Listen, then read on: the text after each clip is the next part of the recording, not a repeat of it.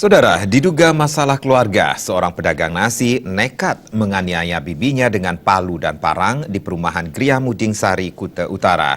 Akibatnya, korban mengalami luka pada bahu dan kepala.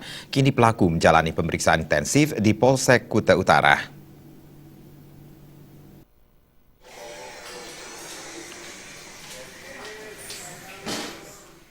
Tersangka YT, perempuan 34 tahun yang tinggal di Jalan Kebo Iwo dan Pasar Barat, menjalani pemeriksaan intensif di Mapolsek Kuta Utara. Menurut Kanit Reskrim Ibtu Yewan Septi Henry, penganiayaan terhadap korban Sukiem Akhirianti, 46 tahun, yang tinggal di Perum Gria Muding Sari tersebut, berawal dari kedatangan tersangka yang keseharian bekerja sebagai pedagang nasi ke rumah korban untuk meminjam palu. Saat itu, korban sedang menerima telepon. Hal itu tiba-tiba memicu emosi tersangka yang langsung menyerang korban dengan palu dari belakang secara bertubi-tubi yang mengenai bahu korban sebanyak 10 kali.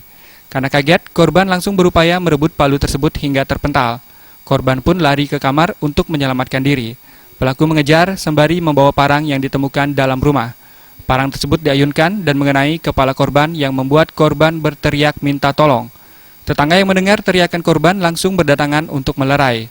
Korban lalu dilarikan ke rumah sakit dan tersangka langsung diamankan pihak kepolisian. Motif penganiayaan diduga dendam lama yang dipendam tersangka terhadap bibi terkait permasalahan di keluarga mereka.